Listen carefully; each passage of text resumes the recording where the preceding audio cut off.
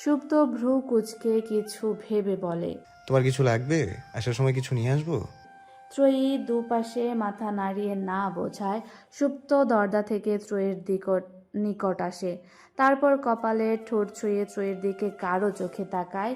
ত্রয়ীর দৃষ্টি নাজে মেঝেতে ঠেকেছে, ওষ্ঠকোণে ছড়িয়েছে মিষ্টি হাসি। সুপ্ত গালে ঠোঁট ছোঁয়ায় বলে, আজকে একদম ভালো বউদের মতো লজ্জা পাচ্ছ। নয়তো তোমার জবান, উফ। ত্রয়ী মুখ তুলে চোখ রাঙিয়ে তাকায়। সুপ্ত ঠোঁট টিপে হেসে হাতের পিঠে চুমু খেয়ে বলে, আসি, তাড়াতাড়ি ফেরার চেষ্টা করব। আর আসার সময় কিছু নিয়ে আসার চেষ্টা করব, কেমন? ত্রয়ী ইশারায় ঠিক আছে বোঝায়। সুপ্ত আরও কিছুক্ষণ ত্রয়ীর মুখশ্রীতে চোখ বুলিয়ে বাইরে আসে। সে চলে যেতে আরশিতে একবার নিজেকে দেখে নেয় ত্রয়ী। তারপর রুমের ব্যালকনির উদ্দেশ্যে হাঁটতে হাঁটতে সুর তোলে। किस्मत से मुझे अब हमदम मिल गए, जैसे कि दुआ को अल्फाज मिल गए, सोचा जो नहीं वो हासिल हो गया, चाहूं और क्या दे खुदा दे रब मुझे। সুপ্ত বাড়ির সদর দরজা পার করতেই এক ভদ্রলোককে দেখতে পায়। স্বাস্থ্যবান শরীরের শুষ্ক মুখ দেখেই মনে হচ্ছে কান্না করছেন তিনি। সুপ্ত ভদ্রলোকটির কাছে গিয়ে সালাম দিয়ে ওনার কী সমস্যা তা জানতে চায়। মেয়ের কেস নিয়ে এসেছেন তিনি। আপনি আমার সাথে আমার অফিসে আসুন, তারপর আপনার কথা শুনছি। ভদ্রলোক রাজি হয়। সুপ্ত অফিসে পৌঁছে ভদ্রলোকটিকে তার কথা আরম্ভ করতে বলে। ভদ্রলোকটির নাম সুলাইমান। তিনি বলতে শুরু করেন, আমি একজন স্কুল টিচার। কালকে রাতে আমার মেয়ে একাই শপিং করতে গিয়েছিল। ও প্রায় একাই যায়, কিন্তু কাল সুলাইমান সাহেবের কথা বেশ মার্জিত হলেও কণ্ঠে একরাশ কষ্ট ছিল। উনি কথার মাঝে থেমে যাওয়াতে সুপ্ত আগ্রহ বাড়ে। সে অপেক্ষা করতে থাকে বাকি কথাটুকুর। সুলাইমান সাহেবের কণ্ঠ ভিজে ওঠে। জিহ্বা দ্বারা ঠোঁট ভিজিয়ে তিনি সুপ্তর দিকে করুণ চোখে তাকায়। আমি শুনেছি আপনি অনেক অনেস্ট লয়ার, তাই আপনার কাছে আসা। আমি বুঝতে পারছি না কিভাবে কথাটা বলবো আপনাকে। সুপ্ত সুলাইমান সাহেবের হাতের ওপর হাত রাখে, তারপর নরম কণ্ঠে বলে ওঠে, আপনি আমাকে বাড়ির ছেলে মনে করে সব খুলে বলুন। ভদ্রলোকটি নিচের দিকে তাকিয়ে বলতে শুরু করে, কালকে রাতে ও বাড়ি ফেরেনি। আমরা পুলিশ ইনফর্ম করেও কোনো লাভ হয়নি। তারপর আজ সকালে একটা কল আসে ওর নাম্বার থেকে। আমি তো জান ফিরে পেয়েছিলাম, কিন্তু কলটা আমার সিমটা হার্স করেনি, বরং সব কিছু শেষ করে দিয়েছে। আমার মেয়েকে রেপ করা হয়েছে। সুপ্ত সবটা শুনে গোপনে একটা দীর্ঘশ্বাস ছাড়ে। উকিল হয়ে তাকে কত যে অন্যায়ের ব্যাখ্যা শুনতে হয়েছে। সুপ্ত গম্ভীর স্বরে প্রশ্ন করে। কে বা কারা ছিল তারা? সুলাইমান সাহেবের কান্নারত কণ্ঠ হঠাৎ ক্রোধে পরিণত হয়ে ওঠে। বেশ রাগ আর ঘৃণা নিয়ে তিনি উচ্চারণ করেন, আরসালান চৌধুরী, ভারত চৌধুরীর রেপিস্ট ছেলে।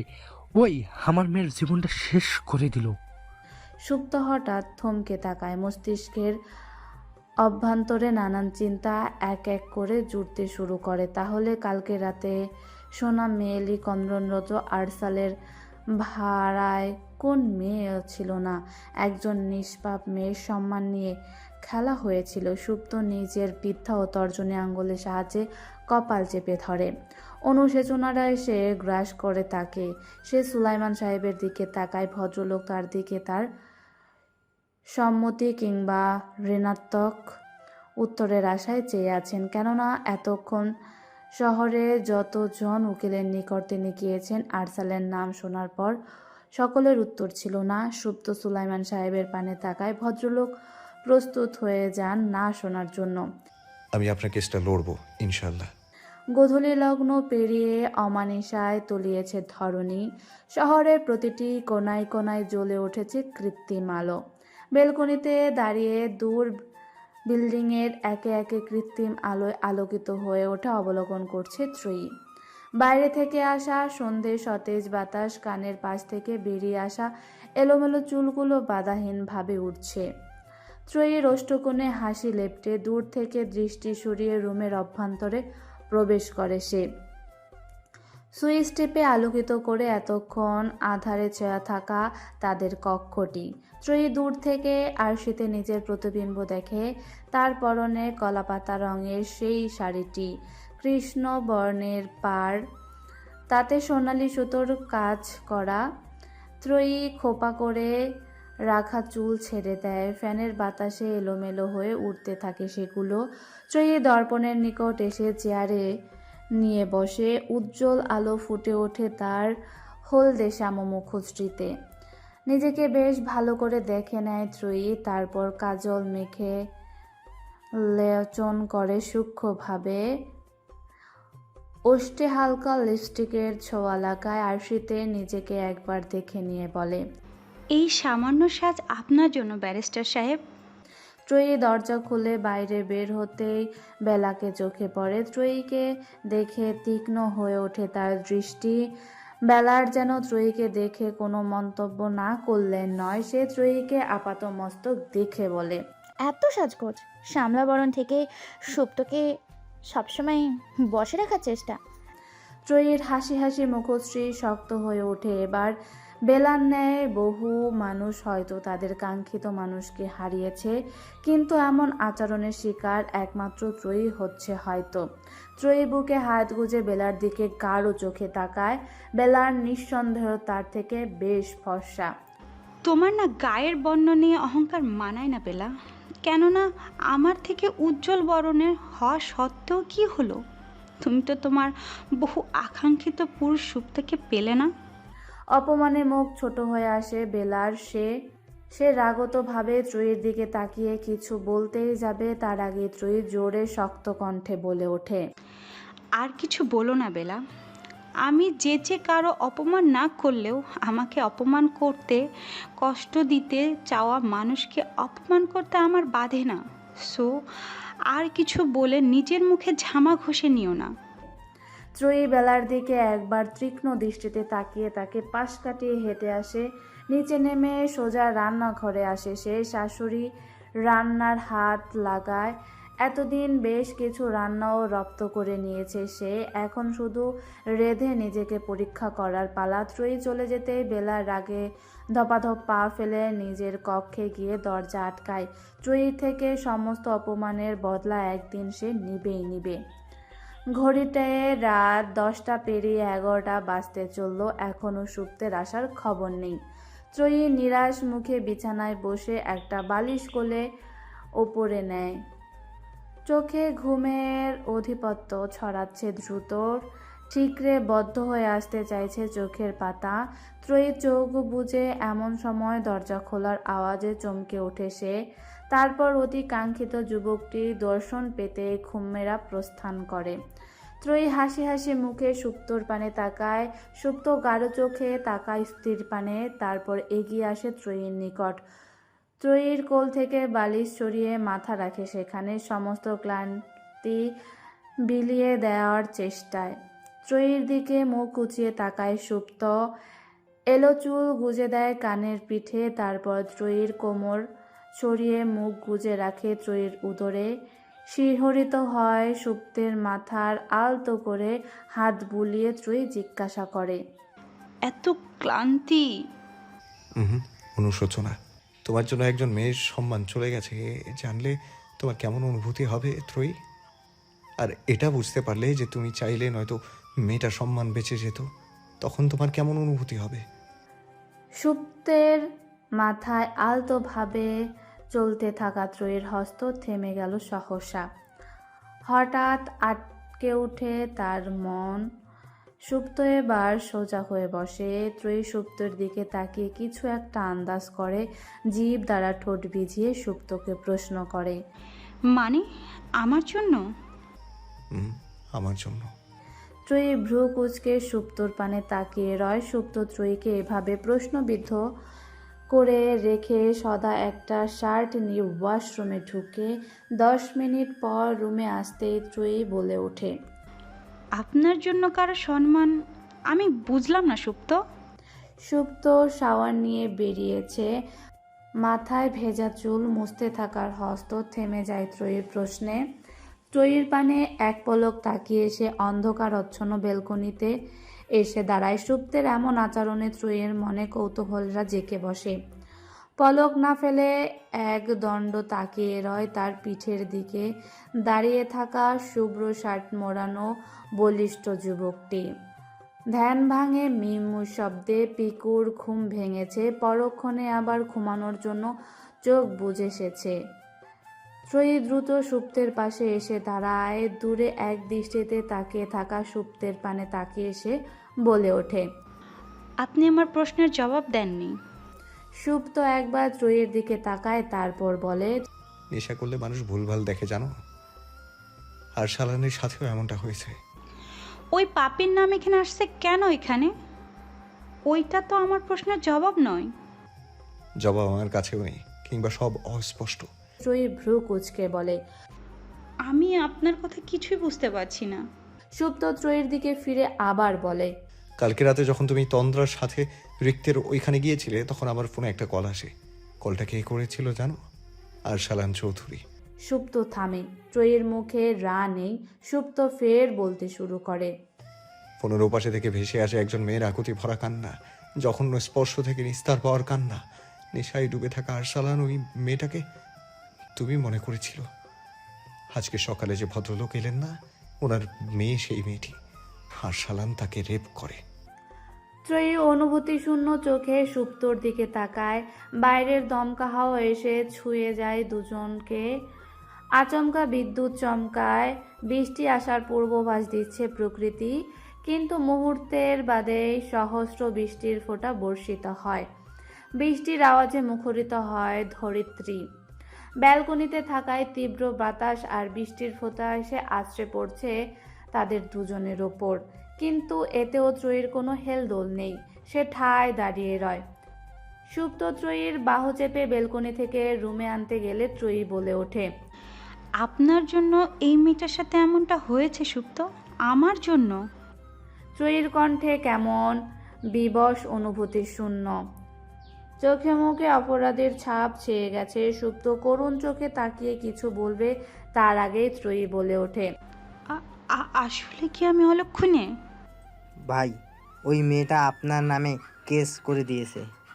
কথাটা শোনার পরেও আরসালানের মাঝে কোনো হেলদোল দেখা যায় না। সে দিব্যি সিগারেট টানছে। কিছু সময় পর হওয়ার পর তার তরফ থেকে প্রশ্ন আসে, কোন মেয়েটা? ওই যে কালকের আগে রাতে আপনি যাকে। কথা সমাপ্ত হতে না হতে আরসালান বলে ওঠে, ও আচ্ছা, কিন্তু আমি তো বলেছিলাম টাকা দিয়ে বিষয়টা মিটিয়ে দিতে। মেয়ের বাবা টিচার ভাই, টাকা তো নেয়নি, উল্টো বলে গেছে তোমাকে ছাড়বে না। আরসালানের বিদঘুট হেসে ওঠে। সে যেন সর্বকালে কোনো মজার কৌতুক বলা হয়েছে তার সামনে। কিছুক্ষণ হেসে নিজেকে সামলে গম্ভীর কণ্ঠে বলে ওঠে, আদৌ কোনো উকিল পেয়েছে? জি ভাই, অ্যাভোকেট সুপ্ত রেহন ওয়াস। সুপ্ত নাম শুনলে আরসালান তীক্ষ্ণ নজরে তাকায় বাচ্চা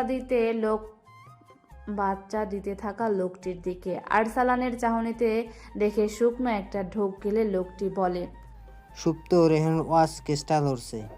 আর তুমি তো জানোই সে কতটা তুজক ও কাকতালি করে। আগেরবার কথা মনে তো আছে নিশ্চয়ই। আরসালান এবার গম্ভীর হয়ে কিছু ভাবে। সত্যি অগোচরে সুপ্ত তাকে এমনভাবে ফাঁদে ফেলে, মুখ থেকে সত্যি উগরে নিয়েছে যা আজকেও ভুলেনি সে। আরসালান দুহাতে বৃদ্ধাঙ্গুল, দুই ভ্রু দুই মাঝে চেপে চোখ বন্ধ করে কিছু ভাবে। তার ভাবনা কারো সম্মান, কারো জীবনে কিছু যায় আসে না, কিচ্ছু না। ডক্টরের কথা শোনার পর সুপ্ত গোপনে একটা দীর্ঘশ্বাস ফেলে। খুশি মনে তার পাশে থাকা তার অ্যাসিস্ট্যান্ট নিঝুমের দিকে তাকাতেই দেখে তার কপালে সূক্ষ্ম ভাঁজ পড়েছে। সুপ্ত ভ্রু কুঁচকে জিজ্ঞাসা করে, এনিথিং রং মিস নিঝুম? তৎক্ষণাৎ খানিক চমকে সুপ্তর পানে তাকায় নিঝুম। হেসে বলে ওঠে, নো স্যার, এটা তো ভালো খবর। আর সালাল চৌধুরীর অপরাধ ধরা পড়বে। কালকে কোর্টে নিশ্চয়ই আপনিই জিতবেন স্যার।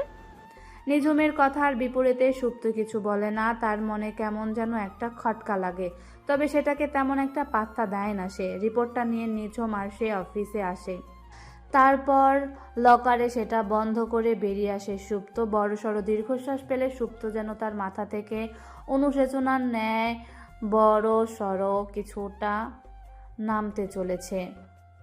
মেয়েটার ন্যায় প্রদান করতে পারবে সে? সুপ্ত গাড়ি নিয়ে সোজা বাড়ির ভেতরে।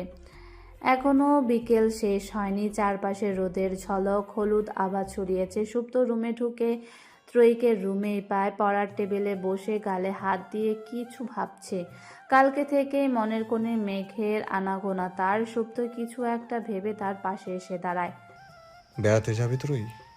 সুপ্তকে খেয়াল না করায় সামান্য চমকে ওঠে ত্রয়ী, তারপর ঘাড় ঘুরিয়ে তাকিয়ে স্কাই ব্লু শার্টে মোড়ানো যুবকটিকে দেখে সূক্ষ্ম হাসে, বইয়ে চোখ রেখেই বলে, ভালো লাগছে না। ঘুরলে মন ভালো হবে না? কি জানি।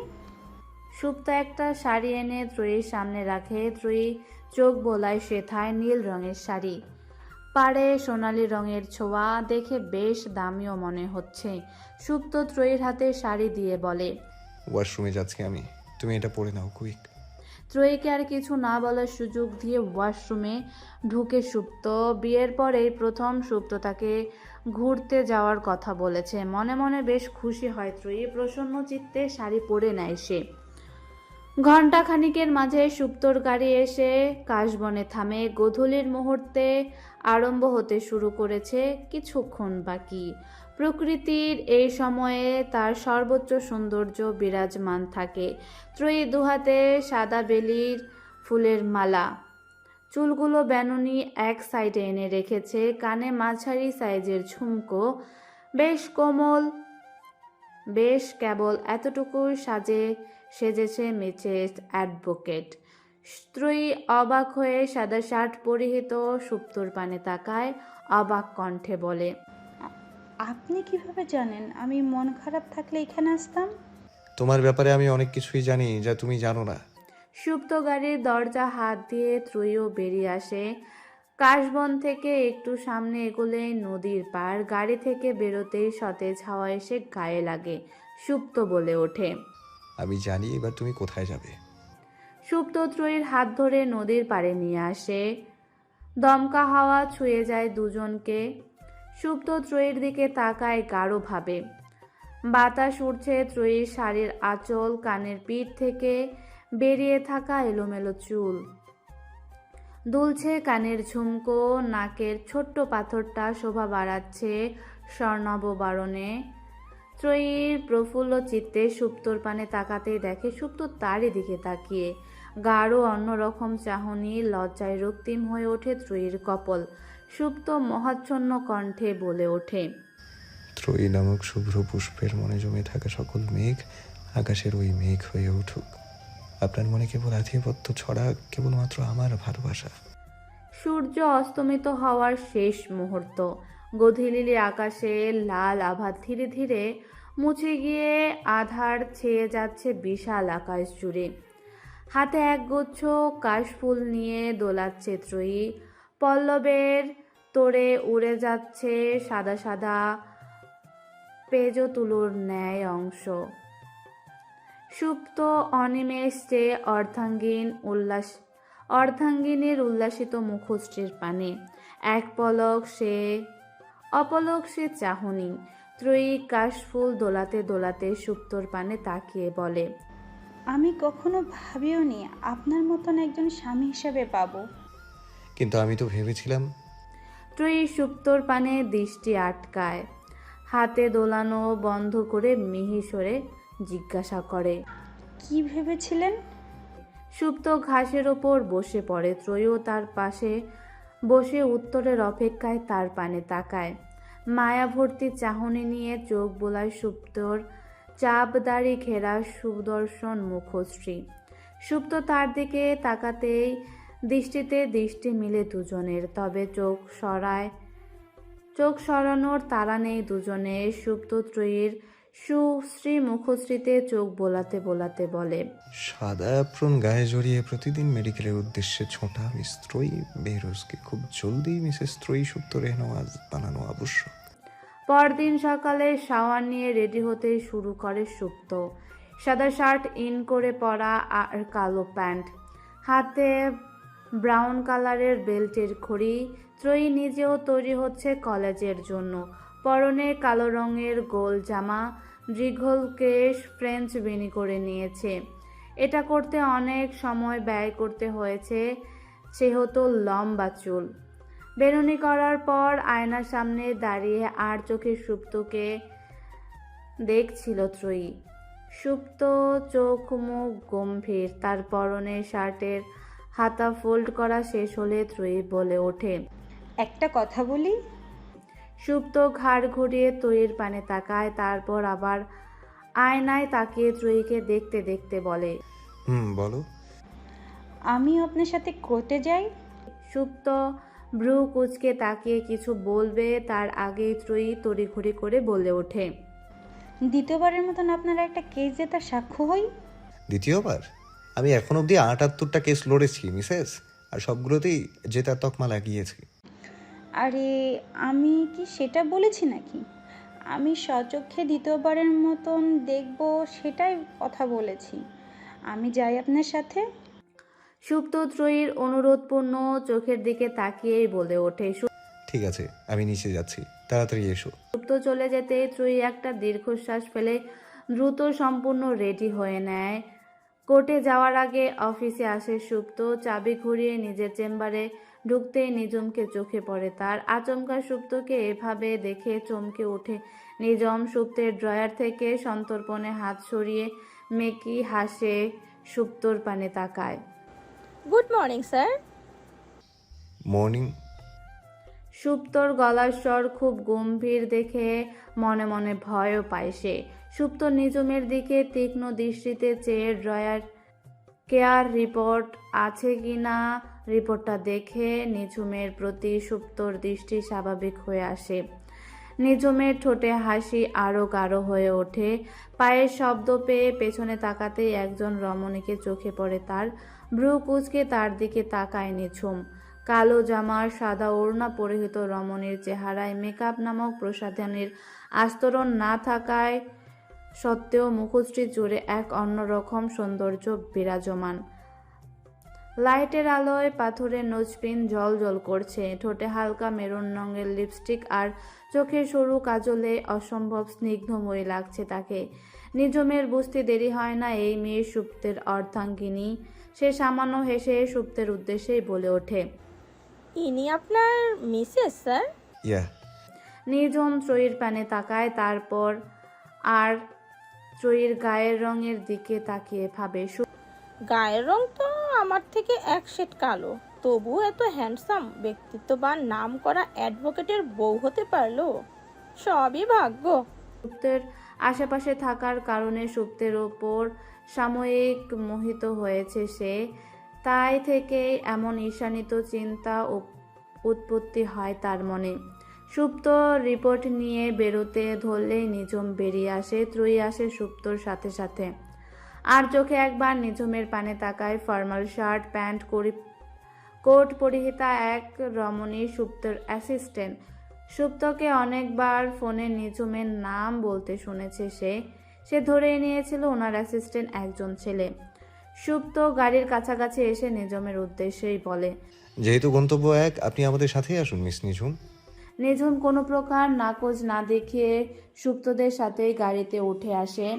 কোর্টে পৌঁছাতেই আরসালানকে কোর্ট গড়ায় দেখে ঘৃণিত দৃষ্টিতে তা একবার চায় ত্রয়ী, তারপর তাকায় তার প্রাণপ্রিয় অর্ধাঙ্গর পানে। গায়ের কালো রং কোট জড়ানো অবস্থায় কি মারাত্মক আকর্ষণীয় লাগছে ওনাকে। কেস শুরু হয়। জাজ সাহেব কোর্টে আসার পর প্রথমে কথা শুরু করে সুপ্ত, মিস্টার আরসালান চৌধুরী, দ্বিতীয়বারের মতো কাঠ গড়ায় অপরাধীর স্থানে আপনাকে আমি আশা করিনি, কেননা এখনো আপনার প্রথম কেসের সাজা শেষ হয়নি। যাই হোক, আপনি কেয়া নামের এই নিষ্পাপ মেয়েটিকে 10 তারিখ রাতে রেপ করেন। এটা স্বীকার করতে আদালতের সময় খুব একটা ব্যয় হবে না। সুপ্ত ডিফেন্স লয়ার মিস্টার আহমেদের দিকে তাকিয়ে শান্ত কণ্ঠে প্রশ্ন করে। Do you have any proof mister Ahmed? আপনি যা বলছেন তার সত্যতা কি? আমিও সেটাই বলছি mister Supto. Do you have any proof? আমার ক্লায়েন্ট মেয়েটিকে রেপ করেছে, এটার কোনো সাক্ষ্য কিংবা প্রমাণ আছে আপনার কাছে? জি অবশ্যই। সুপ্ত জজ সাহেবের দিকে তাকিয়ে বলতে শুরু করে। মিস কেয়ার মেডিকেল রিপোর্ট আপনার কাছে পেশ করা হয়েছে, দয়া করে সেটা দেখার অনুরোধ রইল। সেখানে স্পষ্ট উল্লেখ আছে মিস কেয়ার দেহে যে বহিরাগত ডিএনএ পাওয়া গেছে সেটা অভিযুক্তের সাথে মিলে যায়। এই ব্যাপারে বলার জন্য আমি ডক্টর কিরণকে কাঠগড়ায় আনার অনুমতি চাইছি। জজ সাহেব রিপোর্ট খুলতে খুলতে বলে। ডক্টর কিরণ কাঠগড়ায় এসে উপস্থিত হতেই জজ সাহেব ভ্রু কুঁচকে বলে ওঠেন। সুপ্ত অবাক চোখে জর্জের দিকে তাকায়। ডক্টর কিরণ বলেন, your honour, sorry of the mister সুপ্ত, যা বলেছেন তা সম্পূর্ণ ভুল।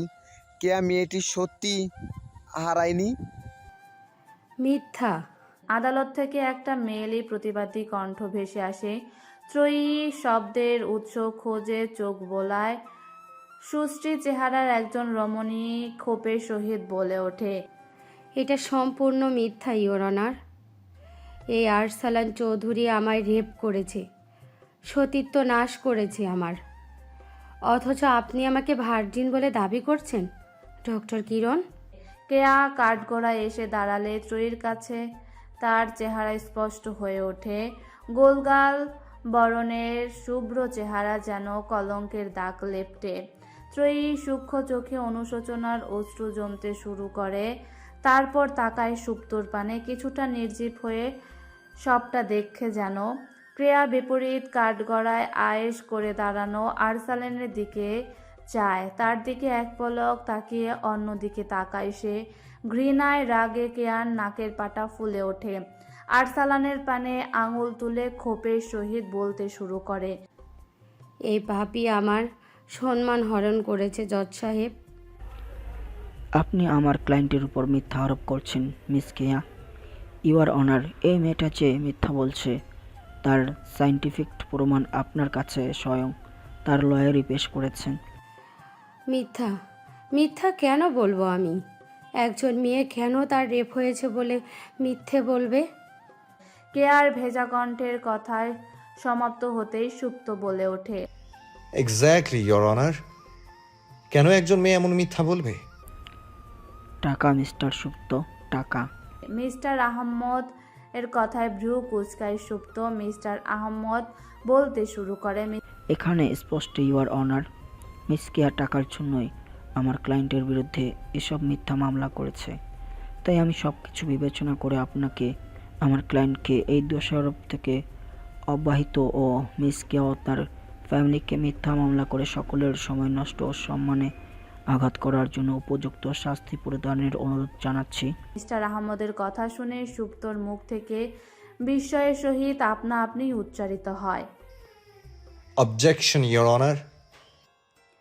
জজের মুখ থেকে নিঃসৃত উপরোক্ত দুটি শব্দ কর্ণকুহরে পৌঁছানোর পরপরই দ্রুয়াঙ্গুলে সাহায্যে কপাল চেপে ধরে সুপ্ত। ঘুরে একবার আর চোখে তাকায় ত্রয়ীর পানে। গোলগাল চোখ করে পরিস্থিতি বোঝার চেষ্টার অপেক্ষায় সেই রমণী। সুপ্ত গোপনে একটা দীর্ঘশ্বাস ফেলে জজের দেওয়া শুনানি শোনার হেতু তার দিকেই তাকায়। কেয়া যে সুপ্তর পানে অনুভূতি শূন্য দৃষ্টিতে তাকিয়ে আছে তা দেখে শুকনো ঢুক গিলে সুপ্ত। জজ সাহেবের কথা শেষ হতেই সুপ্ত অনুভব করে প্রথমবারের মতো সে কোনো কেস হারল। এতদিন অর্জন করা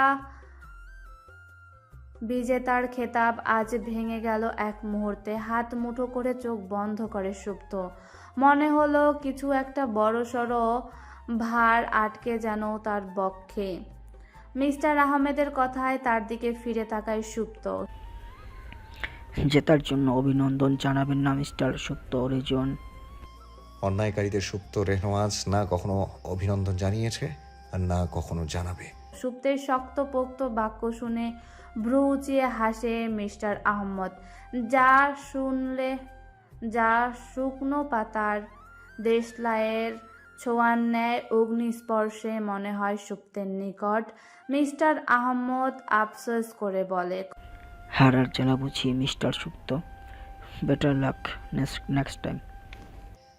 ভয় পান মিস্টার আহমেদ। আজকে আপনাদের অন্যায় ধরা না পড়লেও কিংবা কোনোদিনও মনুষ্য জাতির নিকট ধরা না পড়লেও একজনের নিকট একদিন না একদিন জবাব দিতে হবে।